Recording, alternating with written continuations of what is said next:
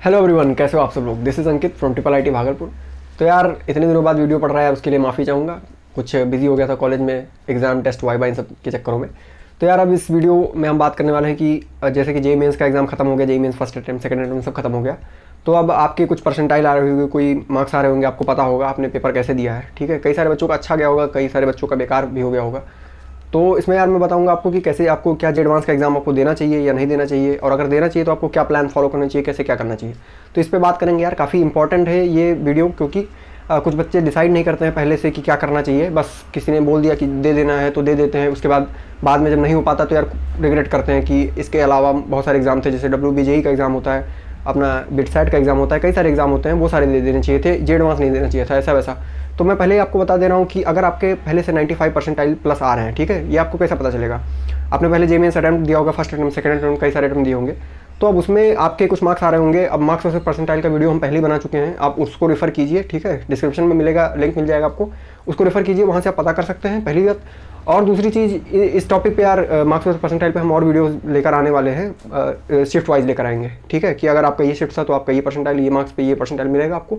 तो वो वीडियोज़ आप जल्दी रेफर कीजिए, जल्दी आने वाला है, तो उसको आप रेफर करोगे तो आपको पता चल जाएगा कि आपको कितने मार्क्स आने वाले हैं। तो अगर आपके 95 परसेंटाइल प्लस आ रहे हैं यार, तभी आप जेईई एडवांस ट्राई करो, देने का कोशिश करो, क्योंकि काफ़ी इंपॉर्टेंट है ये बात। बहुत सारे बच्चे होते हैं कि बहुत कम परसेंटाइल आ रहा है, बट किसी के इन्फ्लुएंस में आके दे देते हैं और उनका नहीं होना होता है, ठीक है, सीधी बात है। क्योंकि आप जिनसे कॉम्पीट कर रहे हो वो बच्चे 97 परसेंटाइल अबव वाले हैं, 98 परसेंटाइल अबव वाले बच्चे हैं, 99 परसेंटाइल जिनके आ रहे हैं वो ऐसे लोग हैं।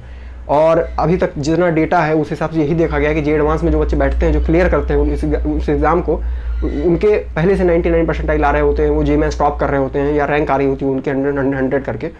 तो ऐसे ही बच्चे एग्जाम देते हैं। तो पहली बात तो यार अपने पोटेंशियल को हमें जानना चाहिए, अपना हमारा क्या लेवल है ये चीज़ जानना चाहिए, ठीक है। अगर हम 10 मंजिल से नहीं कूद सकते, एक ही मंजिल से कूद सकते हैं, तो क्यों जाए हम 10 मंजिल से कूदने, ठीक है। उसमें तो श्योर हो जाएगा कि हम मतलब मरने वाले हैं। तो ये चीज़ आपको ध्यान रखनी पड़ेगी कि हमारा क्या कैपेबिलिटी है और हम क्या कर सकते हैं। उसके बाद जो नेक्स्ट चीज़ है यार, कि अगर आपने डिसाइड कर ही लिया है कि आपको तैयारी करनी है और आप कोई बैच नहीं ज्वाइन कर रहे हैं, पहली बात तो मैं बता दूं, आपको बैच ज्वाइन करना चाहिए नहीं ज्वाइन करना चाहिए। तो अगर आप कोई क्रैश कोर्स है आपके पास 45 डेज़ का, अगर आपको कोई मिलता है, इस पर अगर आप कहो तो वीडियो हम बना सकते हैं कि आपको कौन सा क्रैश कोर्स फॉलो करना चाहिए बेसिकली। तो अगर आपके पास कोई वीडियो हो यार मतलब कोई क्रैश कोर्स हो जिसको आप ज्वाइन करना चाहो, तो उसे आपको ज्वाइन करना चाहिए। क्यों, पहली बात ये ऐसा मैं क्यों बोल रहा हूँ, क्योंकि जेईई एडवांस एक बहुत ही क्रूशियल एग्जाम है। ऐसा एग्जाम नहीं है कि आप इसमें कुछ भी करोगे आपका क्लियर हो जाएगा, बहुत सारे बच्चे देते हैं। तो पहली बात, उसमें आपको गाइडेंस मिलेगा, एक कोचिंग में आपको गाइडेंस मिलेगा एक बैच में। उसके बाद आपको मटेरियल भी मिलेगा वहाँ पे, उसको आप सॉल्व करो, एकदम कंसाइज होगा, एकदम टू द पॉइंट होगा, जिसको सॉल्व करने के बाद आपके डायरेक्टली रिजल्ट्स आ रहे होंगे। तो वो चीज़ मिलेगी आपको एक कोर्स में या एक क्रैश कोर्स में आपको मिलेगी वो चीज़। सबसे ज़्यादा ज़रूरी है एक गाइडेंस, ठीक है, वो चीज़ आप फॉलो कीजिए, क्योंकि आपके पास समय कम बचा है, एक्सपेरिमेंट करने का टाइम है नहीं। तो इसीलिए आप कोचिंग यार ज्वाइन करो, और उसमें अगर आपके 95 प्लस परसेंटाइल होंगे तो आपको मिल जाएगा डिस्काउंट, ठीक है, एडमिशन में डिस्काउंट मिलेगा वहाँ पे। और ये चीज़ मेरे साथ हुई थी, ठीक है, मैंने ज्वाइन किया था, कोटा में एक कोचिंग ज्वाइन किया था। पहले तो ऑनलाइन लिया था, बाद में उसको ऑफलाइन कन्वर्ट कर लिया था। रीज़न भी कि मुझे ऐसा लगता था कि मैं ऑनलाइन में ज़्यादा एफिशिएंट नहीं हूँ और डिस्ट्रैक्शंस काफ़ी थे, इसलिए मैंने ऑफलाइन ले लिया था। तो अगर आप अफोर्ड कर सको तो ऑफलाइन भी जा सकते हो, नहीं कर सकते तो आप ऑनलाइन ले सकते हो। बट मैं रिकमेंड करूँगा कि कोई ना कोई क्रैश कोर्स ले ही लो, क्योंकि आपको गाइडेंस की बहुत ज़रूरत है, ठीक है। तो ये चीज़ था। अगर आपको खुद के ऊपर ट्रस्ट है, आपने पहले से प्लानिंग कर रखी होगी, कुछ प्लान होगा कि आप कैसे जेईई एडवांस करने वाले हो, तो आप नहीं ले सकते हो। बट मेजर चांसेस में ये होता है कि आपको लेना चाहिए। तो अगर आप ले रहे हो तो वेल एंड गुड, फिर आपको कोई ज़रूरत है नहीं किसी बुक की या कुछ किसी चीज़ की। बट अगर आप नहीं ले रहे हो, ठीक है, तो मैं बताऊंगा आपको कौन से बुक्स आपको सॉल्व करने चाहिए और आपका प्लानर क्या होना चाहिए। तो जो प्लानर होगा यार, आपको पहली बात तो डिस्क्रिप्शन में मिलेगा, उसका लिंक आप वहाँ से डाउनलोड करो, और जैसे जैसे चैप्टर्स कंप्लीट होते हैं उसको आप टिक करते चले जाओ, जैसे कि हमने पहले वीडियो में वो चीज़ पहले भी कर रखी है। तो इसमें ये होता है कि सबसे पहला प्लानर आपको यहाँ पे दिख रहा होगा, इसमें आपको दिख रहे होंगे कौन से चैप्टर्स आपको कब करने हैं, ठीक है, मैथ में क्या करना है, फिजिक्स में करना है, केमिस्ट्री में क्या करना है, और किस दिन आपको क्या करना है, ये चीज़ आपको पूरा क्लियरली दिख रहा होगा। तो इस प्लानर को आप फॉलो करो यार, इससे आप एक गाइडेड वे में काम कर पाओगे, ठीक है। और अगर आप बुक्स की बात करो तो बुक में सबसे पहले यार मैथ के लिए मैं बात करूँगा, आपको लगानी चाहिए यार विकास गुप्ता सर की जो बुक है, ब्लैक बुक जिसको कहते हैं मैथ में, वो आप सॉल्व कर सकते हो। उसके बाद केमिस्ट्री में आपको लेक्चर्स देखने चाहिए, नोट्स और PYQs, इन सब चीज़ों पे फोकस करना चाहिए, खासकर NCERT, ठीक है। एक बार और रिवाइज करो, एक बार और पढ़ो NCERT को, तो ये चीज़ आप करो। और मैं फिजिक्स की बात करूँ तो IE रोडो के कुछ सिलेक्टेड क्वेश्चन या डिस्क्रिप्शन में लिंक मिलेगा आपको सिलेक्टेड क्वेश्चन का, उसको आप सॉल्व करते हो तो आपके काफ़ी अच्छे प्रैक्टिस हो जाएंगे उस लेवल पे, ठीक है। IE रोडो वैसे भी बहुत सारे बच्चे लगाते ही हैं, मेजरली जेईई एडवांस के लिए होता है। तो ये चीज़ थी यार। और अगर आपने पहले से जेईई एडवांस के लिए कुछ क्वेश्चन टिक कर रखे होंगे या कहीं से कुछ कंसाइज करके मटेरियल बना के रखा होगा अपने लिए, तो वो चीज़ आप कर सकते हो। देखा जाए तो कहीं कोचिंग का मटेरियल होगा आपके पास पहले से, वो चीज़ आप कर सकते हो।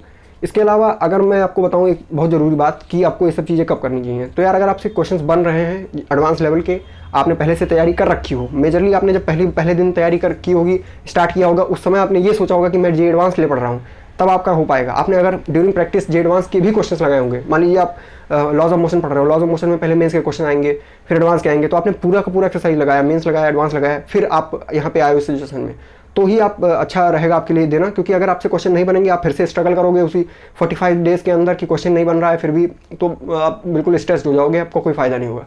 तो ऐसे सिचुएशन में यार आप ना ही दो तो ही अच्छा रहेगा। इसके अलावा आप बहुत सारे एग्जाम्स हैं वो दे सकते हो।